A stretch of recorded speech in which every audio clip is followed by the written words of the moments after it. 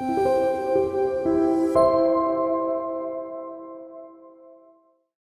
안녕하세요. 저는 스타트업에서 마케터로 일하고 있는 강유림이라고 하고요.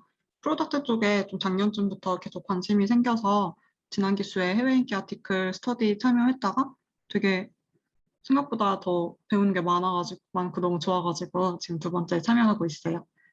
저는 오늘 디자이너를 위한 SEO라는 아티클이랑 더 나은 버튼 디자인에 관한 아티클이랑 그리고 부정적인 피드백을 어떻게 잘 받아들일 수 있는지에 대한 아티클을 공유를 드릴 예정입니다. 먼저 SEO 관련 내용부터 시작을 하려고 하는데요.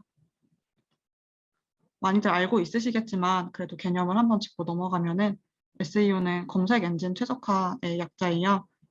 사람들이 이제 필요하고 궁금한 게 있을 때 구글이나 네이버 같은 포털에다가 키워드를 입력을 해서 정보를 검색을 하게 되는데 이때 이 키워드가 저희 상품이나 서비스랑 유관한 키워드라고 하면은 검색 결과 상단에 저희 콘텐츠가 노출이 되면 되게 많이 비즈니스적으로 많이 이득이잖아요. 그래서 이렇게 좀 검색 결과에 잘 노출이 될 수 있게 최적화를 시키는 작업이고요. 프로세스를 간단하게 설명드리면은 저희가 웹사이트를 만들고서 구글에다가 우리 웹사이트를 한번 검토해 달라고 요청을 하면은 구글에서 구글 봇을 보내서 우리 웹사이트 콘텐츠들을 크롤링 해가고 자기네들 기준에 맞게 인덱싱을 해요. 이걸 가지고 있다가 고객들이 이제 포털에서 정보 검색을 하면은 자기네가 생각하기에 적합한 콘텐츠다라고 판단이 되면 유저들한테 그 정보를 보여주게 되고 그래서 보여주고 끝이 아니라 유저들이 이 콘텐츠를 실제로 검색 결과 창에서 클릭을 했는지 그리고 들어와서 이 콘텐츠를 좀 오랜 시간을 들여서 열심히 봤는지 뭐 또는 콘텐츠를 공유를 해갔는지 이런 식으로 좀 유저들한테 실제로 유용한 정보였는지까지 이제 측정을 해서 그 향후의 검색 결과를 노출시킬 때 좀 반영을 하게 되는 구조고요. 그래서 SEO 작업을 한다고 했을 때 저희가 주로 하는 작업은 크게 한 네 가지 정도라고 할 수 있을 것 같아요. 첫 번째는 일단 사람들이 검색할 만한 키워드를 잘 찾아서 이걸 활용해서 콘텐츠 만드는 거. 그리고 사람들이 이제 들어와서 콘텐츠를 좀 쉽게 읽고 또 다른 콘텐츠로 쉽게 넘어갈 수 있게 UX를 잘 짜는 거. 그리고 검색 엔진 봇이 우리 콘텐츠를 잘 크롤링해 갈 수 있게 도와주는 거. 그리고 마지막으로 웹사이트 내외에서 많은 백링크 생성하기라고 써놨는데 아까 말씀드린 것처럼 이제 구글에서 이제 상위 검색 결과를 노출을 시킬 때 되게 중요하게 보는 영역 중에 하나가 유저들이 이 콘텐츠를 실제로 유용하다고 생각을 하고 있는지예요. 그래서 이 실제로 유용하다고 생각하고 있는지를 판단하는 주요한 근거 중에 하나가 이제 사람들이 이 콘텐츠를 뭐 다른 데로 공유를 해갔는지 혹은 다른 웹사이트에서 우리 웹사이트의 콘텐츠를 인용을 해서 또 새로운 콘텐츠를 만들고 있는지 그래서 여기저기에서 우리 웹사이트가 많이 백링킹 돼 있는지라는 측면이라서 이 4번도 상당히 중요한 영역입니다. 저희는 이 중에서 좀 디자이너들이 반영을 할 수 있을 만한 부분들을 위주로 오늘 살펴보려고 해요. 제일 중요한 부분이 모바일 퍼스트라는 부분인데요. 요즘은 대부분의 유저들이 PC보다는 모바일에서 많이 웹사이트를 방문을 하고 이 기조에 따라서 구글 역시 모바일 사이트에 되게 가중치를 두고 SEO를 진행을 하고 있어요. 이런 부분들이 굉장히 당연하게 느껴지는 부분임에도 불구하고 여전히 많은 웹사이트들이 모바일 최적화가 되지 않고 있다고 해요.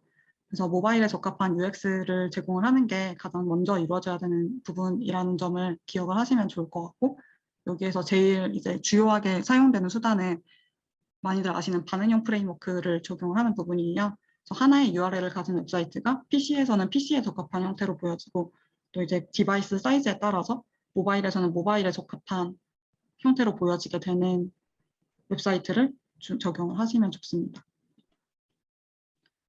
근데 두 번째는 앞에서 말씀드렸던 키워드들이 우리 웹사이트 콘텐츠에 얼마나 잘 녹여져 있는지에 대한 부분이에요. 카피라든지 헤드라인이라든지 URL까지도 이런 키워드가 잘 녹여져 있어야 된다라는 부분이고요. 이걸 되게 잘하고 있는 브랜드가 로지텍이라서 저희는 로지텍을 사례로 오늘 좀 보려고 해요. 아티클에서 제안하고 있는 거를 조금 더 자세히 보면은 첫 번째로는 페이지의 주제가 제목에 드러나야 된다라고 하고 있어요. 모든 페이지에는 제목이 있는데 로지텍 같은 경우는 이 페이지 타이틀에 자기네 이제 브랜드 이름 로지텍을 넣고 MX 마스터 시리즈 이런 식으로 상품의 모델명을 넣고 그리고 초고속 스크롤 휠, 무선 마우스 이런 식으로 한글화된 상품명까지 같이 넣어주고 있어요. 그리고 두 번째로는 타이틀 외에도 이 텍스트 본문 안에도 키워드들이 자연스럽게 녹여져 있어야 된다라고 하고 있고요. 실제로 로지텍도 사용하고 있는 디스크립션이나 텍스트 같은 걸 보면은 여전히 또 이제 브랜드명, 뭐 상품명, 그 외에 뭐 자기네들이 밀고 싶은 기능들이라든지 이런 키워드들을 잘 사용하고 있는 걸 확인하실 수 있고요. 세 번째로 저희가 타이틀 말고도 페이지 안에 콘텐츠에 따라서 여러 가지 소제목을 넣을 수 있는데 여기에도 키워드가 적절히 들어갈 수 있게 배치를 해주면 좋다고 합니다. 로지텍 같은 경우에도 자기네 시리즈명, 뭐 최고의 마우스라는 식으로 마우스라는 중요한 키워드 이런 것들을 사용하고 있는 것을 확인하실 수 있고요. 마지막으로 URL에도 이런 키워드들이 들어갈 수 있게 배치를 하면 좋다라고 해요. 이 로지텍의 SEO 정보 같은 거를 제가 어떻게 알았냐면은 오른쪽 제일 끝에 보시면은 이 하얀색 텍스트 박스 안에 있는 정보들을 보고서 가져온 거거든요.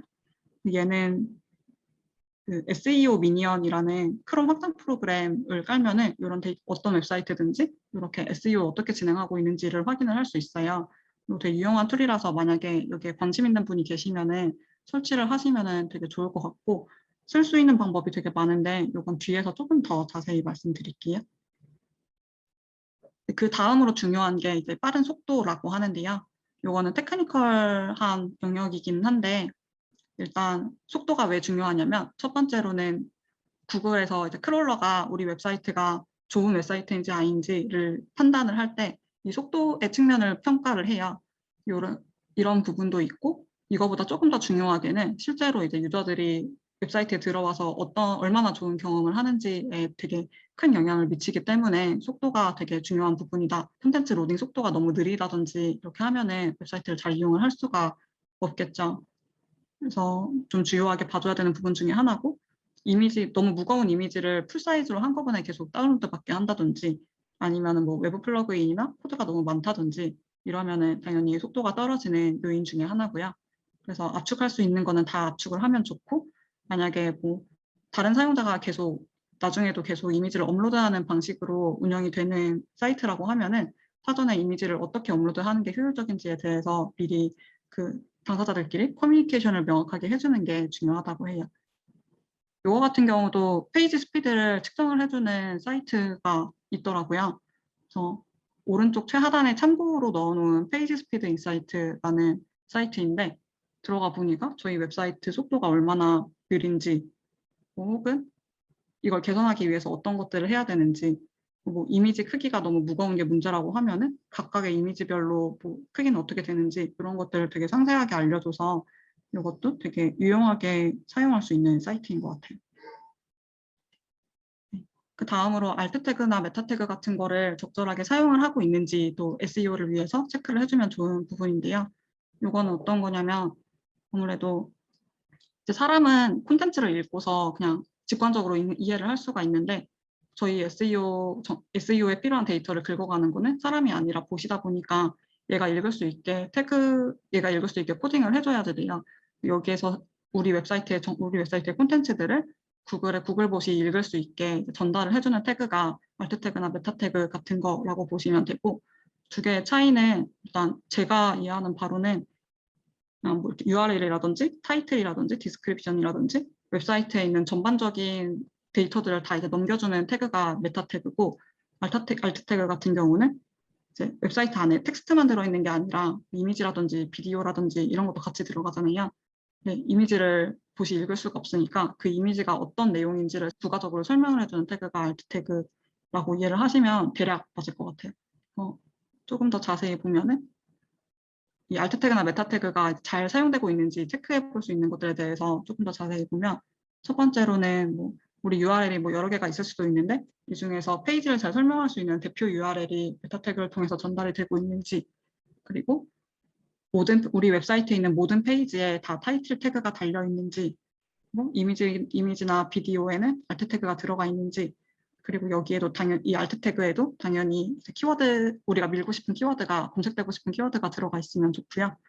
그리고 메타 디스크립션도 잘 기재가 돼 있어야지 되는데 얘 같은 경우는 뭐 보통 한 150자 정도까지 쓸 수 있다고 해요. 그래서 이 안에다가 또 최대한 우리가 검색되고 싶은 키워드를 많이 넣어놓으면 좋아서 이런 부분들 반영해서 너무 짧게 기재되지 않게 하는 게 또 중요하다고 합니다. 이런 것들을 아까 이제 말씀드렸던 SEO 미니언에서 다 검토를 할 수가 있어요. 보시면은 여기서 URL, 타이틀, 디스크립션 이렇게 있는데 디스크립션의 제일 끝부분 보면은 77/150 캐릭터스 이렇게 돼 있거든요. 이게 150자까지 쓰일 수 있는데 77자까지밖에 안 썼다라는 뜻이에요. 그리고 그 밑에 보면은 토탈 이미지 78개 있고 이미지 위다우 알트 태그 하면은 33개 있다. 33개의 이미지가 알트 태그 없이 들어가 있다. 여기다 알트 태그를 넣어줘라 라는 식의 가이드도 같이 주고 있습니다.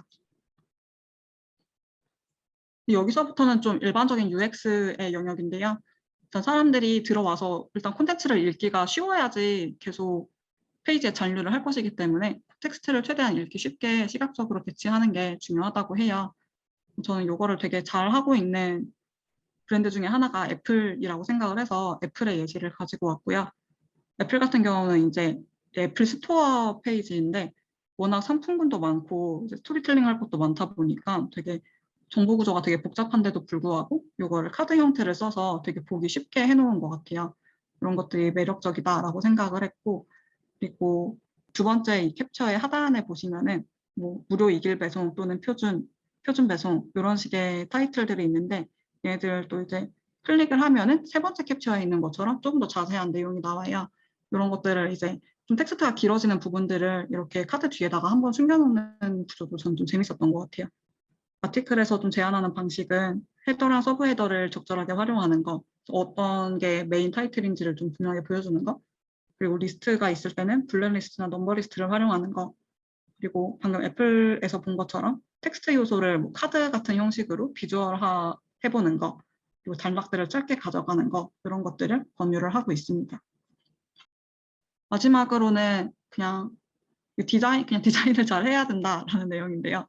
이제 웹사이트가 좀 비주얼적으로 좀 사람들한테 기쁨을 줘야지 사람들이 이제 뭐 재방문을 하게 된다, 이런 얘기인 건데, 이거는 좀 제가 최근에 봤던 것 중에 좀 인상 깊게 봤던 케이스들이 있어서 같이 보고 싶어서 가져왔어요. 먼저 카카오 웹툰인데, 이거 되게 많이 화제가 돼가지고 보신 분들도 많을 텐데, 이번에 카카오 웹툰이 다음 웹툰에서 카카오 웹툰으로 리뉴얼이 되면서 엄청 인터랙션이 훌륭해졌더라고요.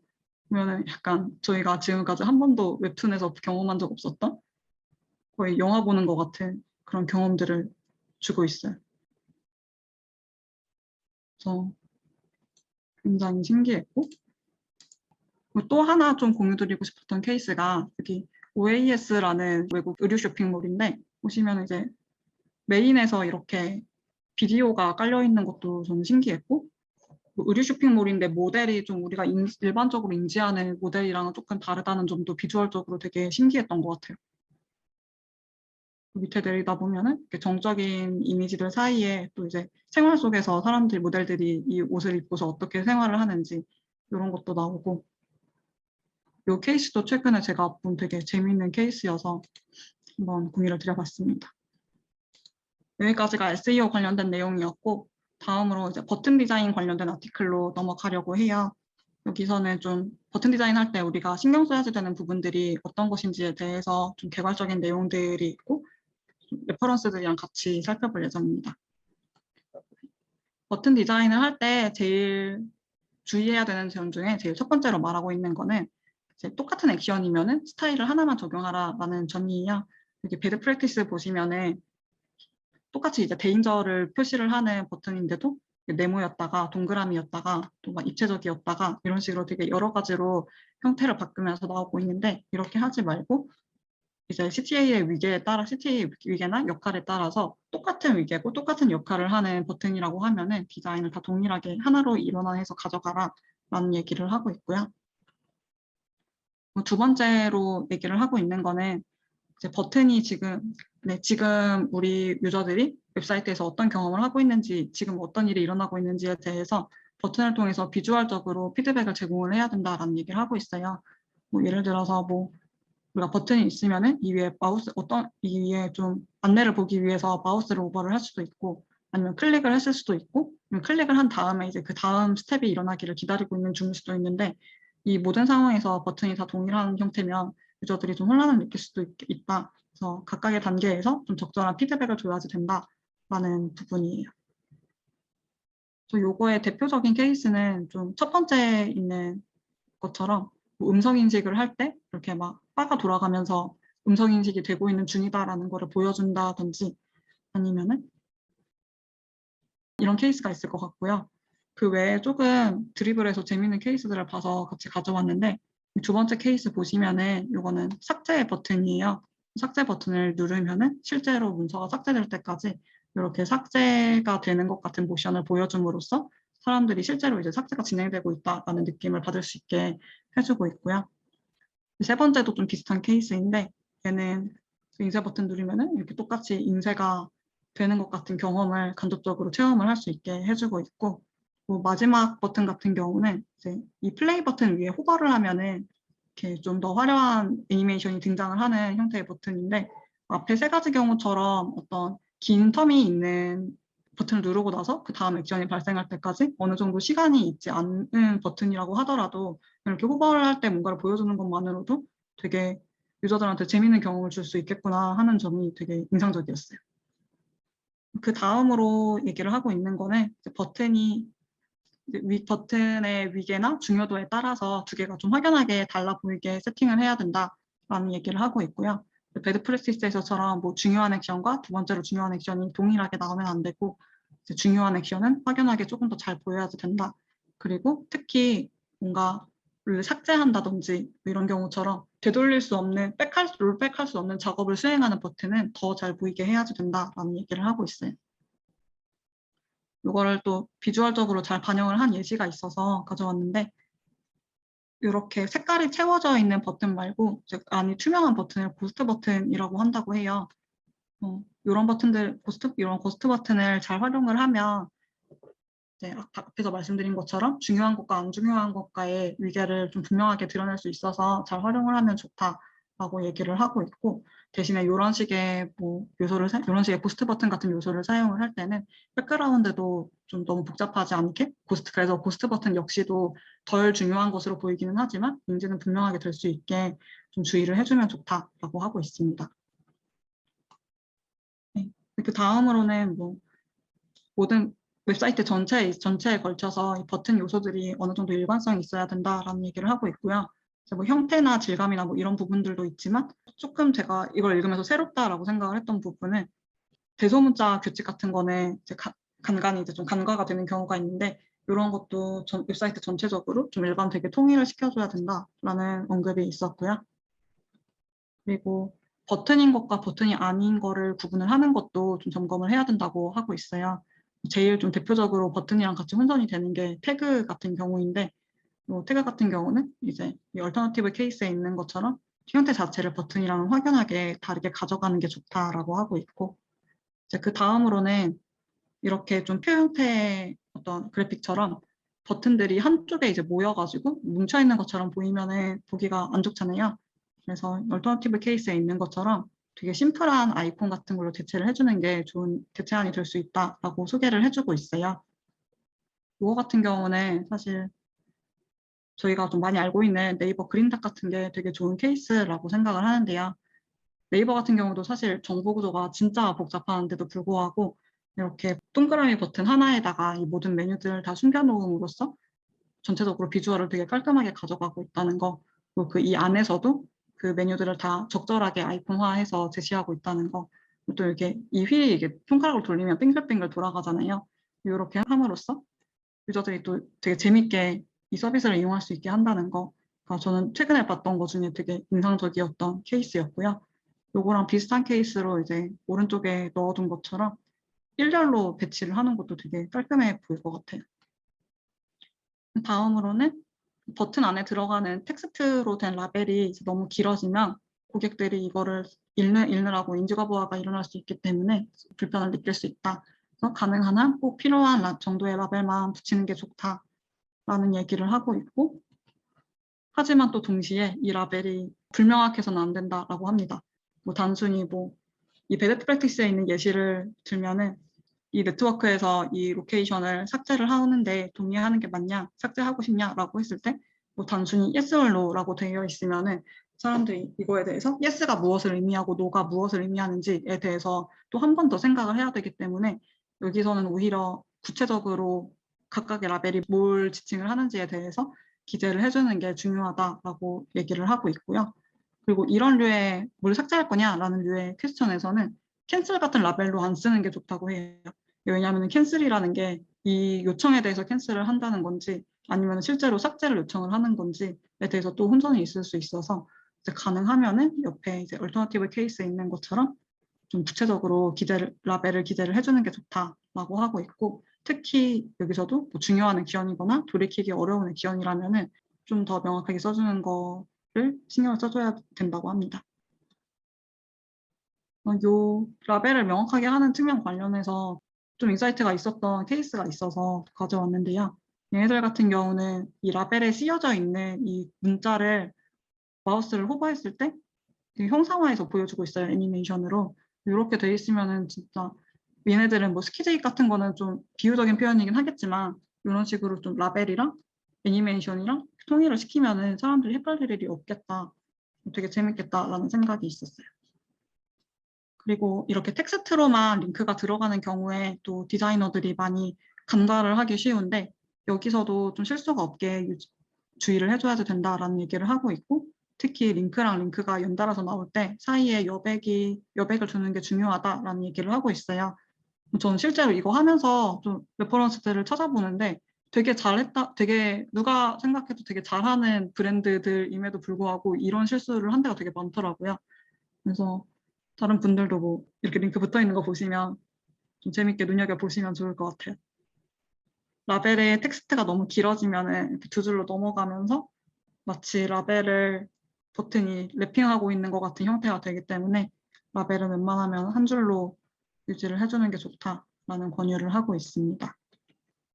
이거 외에도 버튼 쪽에 되게 진짜 크리에이티브한 케이스가 많더라고요. 같이 가져와 봤는데 첫 번째 케이스 같은 경우에는 잘 보시면은 이렇게 이메일을 넣는 란 밑에 풀더 앤슬링이라고 해가지고 이 희미한 하얀색 점을 잡고서 옆으로 쭉 넘길 수 있는 기능을 가지고 있어요. 저 위에다가 이제 이메일을 넣고 이 점을 이렇게 쭉 당기면은 이렇게 이메일이 실제로 전송이 되면서 감사 메시지가 나오는 이런 구조인데 그러니까 이거를 한번 해보고 싶어서라도 이 이메일을 꼭 입력을 하게 되겠더라고요. 저는 마케터라서 이런 부분들이 또 되게 유용하겠다라는 생각을 많이 했었고요. 두 번째 같은 경우는 이제 아날로그에서의 경험을 디지털로 옮겨놓은 건데 이것도 되게 재미있는 디자인인 것 같아서 가져왔습니다. 그리고 이제 마지막 세 번째 케이스는 이 CTA에 들어있는 문구가 재미있어서 가져왔는데요. 이거는 뭐 해외에 있는 무슨 네트워크 회사인가 봐요. 뭐 자기네 네트워크 좋고 이거를 뭐 이용을 해라라는 류의 메시지를 가지고 있는 랜딩 페이지인데 이걸 리졸브 나우라고 해가지고 일반적으로는 뭐 신청하기, 뭐 더 알아보기, 구매하기 뭐 이런 류의 CTA가 들어갈 자리인데 너는 이렇게 좋은 상품을 받을 자격이 충분히 있다라는 식으로 되게 브랜드의 가치 이런 거를 이 CTA 한 줄로 보여주는 게 되게 흥미로웠어요. 이런 것도 참고하시면 좋을 것 같습니다. 마지막으로 부정적인 피드백을 어떻게 뭐 디자인에 잘 활용을 할 거냐라는 아티클인데 얘는 그냥 에세이라서 되게 짧게 하고 넘어갈게요. 일단 저자는 우리가 기분이 안 좋은 피드백을 받았을 때 이게 부정적인 피드백인지 나쁜 피드백인지를 먼저 구분을 하는 게 중요하다고 해요. 부정적인 피드백 같은 경우는 이거 조금 어두운 것 같은데 더 밝으면 어떨까요? 이런 식으로 어쨌든 안 좋은 피드백이기는 하지만 왜 자기가 그게 마음에 안 드는지 뭐 이런 식으로 좀 구체적인 피드백을 제시하는 피드백은 부정적인 피드백이다라고 하고요. 반면에 그냥 아무 이유 없이 뭐 이거 그냥 좀 아닌 것 같아요. 좀 느낌적으로 좀 별론 것 같아요. 이런 식으로 문제의 원인에 대해서 명확히 밝히지 않는 피드백은 부정적인 피드백이 아니라 나쁜 피드백이라고 합니다. 그래서 저희가 부정적인 피드백을 받았을 때는 이 부정적인 피드백을 받았을 때는 이 피드백 중에서 어떤 거를 우리가 취사 선택할지를 생각을 하는 단계가 필요하다고 해요. 일단 첫 번째로 좀 고민해 볼 만한 부분은 피드백이 항상 직접적인 문제를 지적하지는 않는다는 거. 뭐 예를 들어서 피드백을 준 사람이 이거 지금 폰트가 너무 크지 않아요? 이런 식으로 말을 했다고 했을 때 이제 우리가 취해야지 되는 액션이 꼭 폰트를 있는 그대로 폰트를 줄이는, 이 사람 마음에 들 때까지 있는 그대로 폰트를 계속 이렇게 줄였다 키웠다 하는 게 아니라 뭐 실제로는 뭐 조금 더 다른 뭐 이 폰트가 큰 게 아니라 다른 폰트들이 더 너무 작을 수도 있고 뭐 아니면은 그냥 단순히 조금 더 잘 보였 뭔가가 어떤 문구가 더 잘 보이기를 바라는 거일 수도 있고 이런 식으로 진짜 문제가 있을 수도 있어서 이런 것들에 대해서 한번 검토를 해보는 게 필요하다라고 하고요. 그리고 자기가 생각하기에 좀 적절하지 않은 피드백이라고 생각이 되면은 스킵을 하는 것도 부담 없이 실행을 할 수 있어야 된다라고 하고 있어요. 왜냐하면은 어쨌든 회사에서 제일 디자인에 대해서 전문성을 가지고 있는 거는 이제 본인이고 회사에서도 그 전문성에 대해서 돈을 지불하는 것이기 때문에 안 좋은 피드백을 스킵을 하는 것도 이제 디자이너 역할이다라는 식의 얘기를 하고 있습니다. 네, 반면에 이제 아까 얘기한 나쁜 피드백 같은 경우에는 여기서는 이제 문제가 무엇인지를 조금 더 꼼꼼하게 확인을 하는 것부터 작업을 시작을 해야 된다고 해요. 그래서 뭐 폰트는 어때요? 색상은 어때요? 이미지는 마음에 드시나요? 뭐 아니면 마음에 드시는 디자인의 어떤 레퍼런스가 있나요? 이런 식으로 좀 귀찮을 수도 있는 질문을 계속적으로 던져야 된다라고 하고 있어요. 되게 사소해 보이는 질문도 계속 해야 되는 이유가 실제로 뭔가가 마음에 안 든다고 했을 때는 되게 작은 영역에서부터 불만이 시작되기 때문이다라고 합니다. 어쨌든 결론은 부정적인 피드백을 들으면은 항상 기분이 안 좋지만 제일 중요한 거는 유저가 사용하게 되는 최종 결과물이다. 그리고 좋은 결과물을 만들기 위해서는 디자이너뿐만 아니라 프로젝트 관계자들 간의 소통을 많이 하는 게 중요하다. 부정적인 피드백을 너무 기분 나쁘게 받아들이지 말고 적극적으로 활용하는 게 중요하다라는 이야기를 하면서 이야기를 하고 있고요. 뭐, 그래서 관련해서 좀 제안하는 투두는 부정적인 피드백을 기다리고 있지 말고 먼저 요청을 해라. 긍정적인 것만 물어보지 말고 부정적인 것도 같이 물어봐라. 그리고 피드백이 개인을 향한 것이 아니라 이 작업물을 더 잘 만들기 위해서 주는 것이라는 것을 이해를 해야 된다. 우리가 최종적으로 달성해야 되는 목표를 중심으로 생각을 해야 된다. 그 피드백의 핵심과 행간을 읽어야 된다. 제일 중요한 거는 이런 것들을 통해서 피드백을 실행 가능한 아이디어로 전환할 수 있어야 된다라고 하고 있고 절대로 하지 말아야 되는 거.